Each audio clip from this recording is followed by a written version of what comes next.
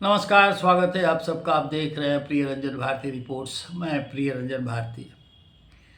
Bharatiya Janata party ने जो देश की और कहिए तो दुनिया की सबसे बड़ी पार्टी है, उस पार्टी ने अचानक खरमास शुरू होने से पहले दो बड़े फैसले किए और दोनों फैसले बिहार से संबंधित हैं।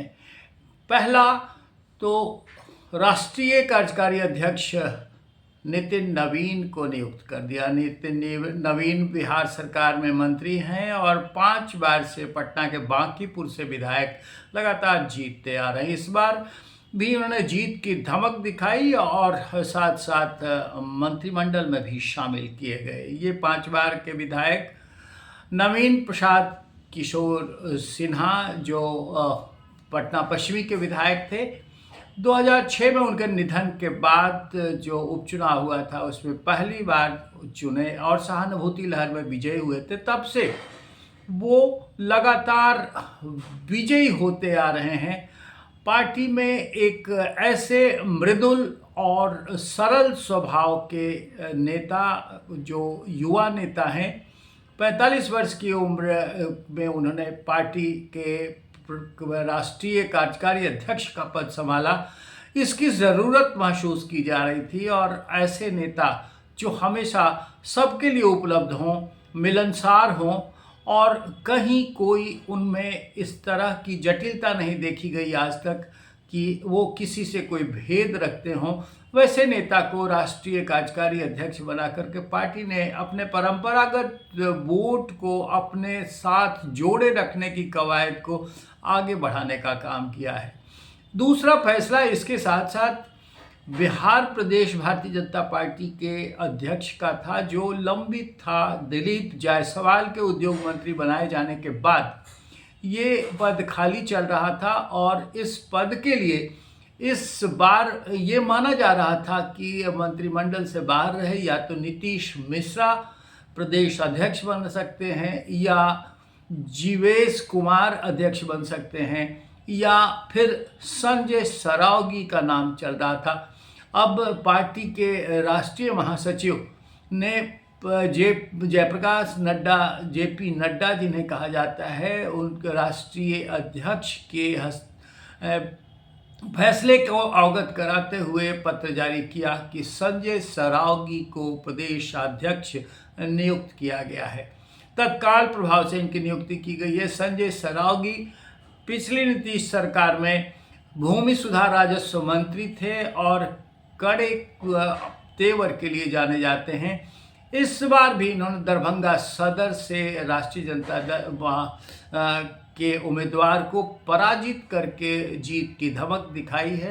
ये मंत्रिमंडल से बाहर रखे गए और तभी ये तय हो गया था कि संभवतः इन्हें इस बार प्रदेश की कमान सौंपी जा सकती है। संजय सरावगी के अध्यक्ष होने के साथ साथ बिहार में फिर पार्टी को एक और नया नेतृत्व मिल गया है और इसके साथ साथ जो ओबीसी कार्ड जिस तरह से भारतीय जनता पार्टी लगातार खेलती आ रही है, इसमें वैश्य वर्ग की प्रमुखता को अपने जो कैडर वोट्स है, परंपरागत वोट हैं, और सवर्ण वोट जो परंपरागत वोट है, उनको साधने की भरपूर कोशिश की गई है। बात करेंगे नितिन नवीन की। नितिन नवीन आखिर क्यों राष्ट्रीय अध्यक्ष पद के लिए सबसे उपयुक्त दावेदार बनाए गए? इसे पश्चिम बंगाल चुनाव से जोड़ करके देखा जा रहा है। पश्चिम बंगाल के चुनाव, विधानसभा के चुनाव अगले साल होने हैं और उसकी तैयारियां भारतीय जनता पार्टी करनी शुरू कर दी है।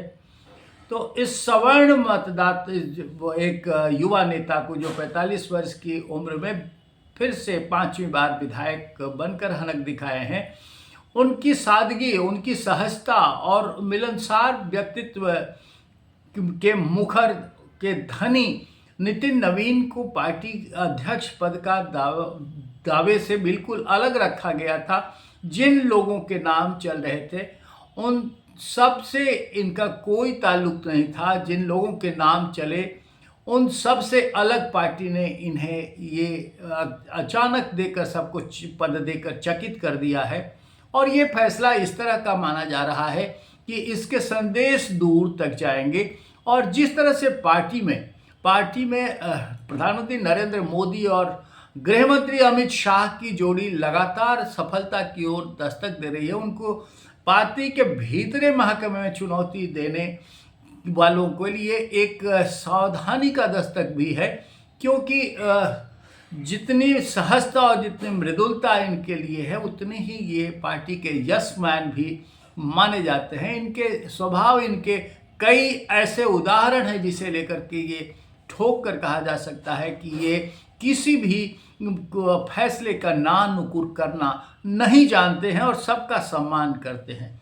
लेकिन इस बार विधानसभा चुनाव के दौरान प्रधानमंत्री नरेंद्र मोदी इनसे बेहद प्रभावित हुए और इन्होंने ही प्रधानमंत्री को ये सुझाव दिया था कि जंगल राज का नैरेटिव अगर सेट कर दिया जाए तो बिहार में जीत का परचम लहराया जा सकता है। मौका था बिहार विधानसभा चुनाव और भाजपा के सामने चुनौती थी, सत्ता में बने रहने की चुनौती थी, फिर से सत्ता में आने की चुनौती थी।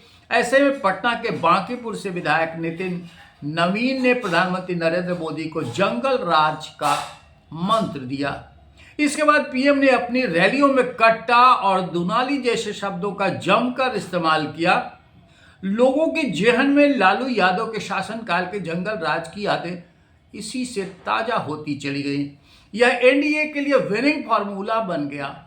सच कहें तो अब नितिन नवीन को बड़ा इनाम देते हुए पार्टी ने राष्ट्रीय कार्यकारी अध्यक्ष पद की जिम्मेदारी दी है। उनकी छवि कर्मठ कार्यकर्ता की रही है। विधायक और मंत्री रहते हुए भी उन्होंने बेहद अच्छे काम किए। अब नितिन नवीन अक्टूबर के शुरुआती सप्ताह में दिल्ली में भाजपा नेतृत्व की बैठक हुई थी। ये बहुत महत्वपूर्ण एक ऐसी तारीख है जिसे लेकर के हम नितिन नवीन के बारे में जब कोई भी बात कहने जाएंगे तो उसमें इसका उल्लेख होना जरूरी हो जाता है कि एजेंडा बिहार चुनाव में किन मुद्दों को उठाना है और किन नेताओं को टिकट देना है, यही तय होना था। बिहार भाजपा के नेताओं से आला कमान ने जमीनी स्थिति की जानकारी ली। पीएम मोदी की रैलियां होने ही वाले थी, इसके लिए भी प्रमुख मुद्दे तय करने थे। इसी दौरान नितिन नवीन ने पार्टी नेतृत्व को जंगल राज पर फोकस करने का सुझाव दिया। इसी बीच चुनाव में तेजस्वी के मंच पर कट्टा, छर्रा और दुनाली जैसे गाने भी बजने लगे थे।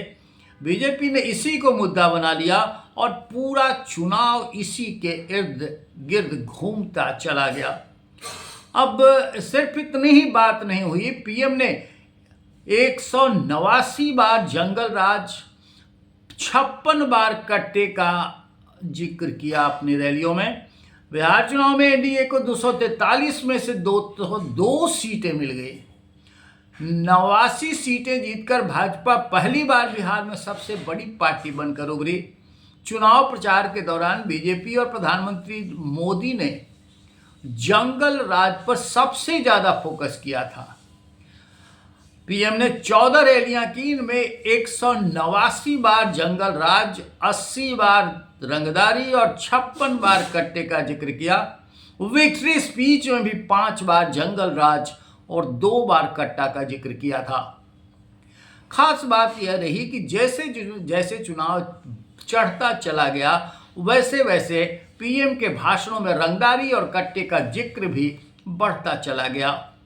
चुनाव प्रचार के पहले ही दिन 18 बार और पहले पेज की वोटिंग वाले दिन 42 बार जंगल राज प्रधानमंत्री अपनी सभाओं में बोल गए। और प्रधानमंत्री ने 14 में से 13 तैरियों में छठ का जिक्र किया था। यह भी महत्वपूर्ण बात है। सभी भाषणों को जोड़ दें तो कुल 132 बार, यानी हर रैली में औसतन करीब 10 बार छठ के ठीक बाद सीएम ने 30 अक्टूबर को मुजफ्फरपुर की रैली में सबसे ज़्यादा 29 बार छठ का जिक्र किया था। लेकिन ये छठ की बात तो अलग है। उसमें राहुल गांधी जिस तरह से छठ के लिए अपमानजनक बातें बोल गए थे वो भी एक इशू बना।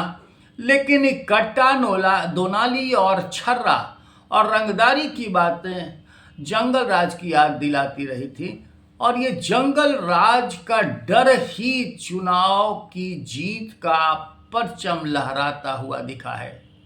और ये जो सबसे खास और दीगर बात ये कि ये अगर मंत्र कहीं से मिला तो वो वर्तमान में राष्ट्रीय कार्यकारी अध्यक्ष जो बनाए गए नितिन नवीन उनकी देन है। उन्होंने ही प्रधानमंत्री को और केंद्रीय नेतृत्व को ये टिप्स दिए थे, उसी के आधार पर ये फॉर्मूला तय हुआ था।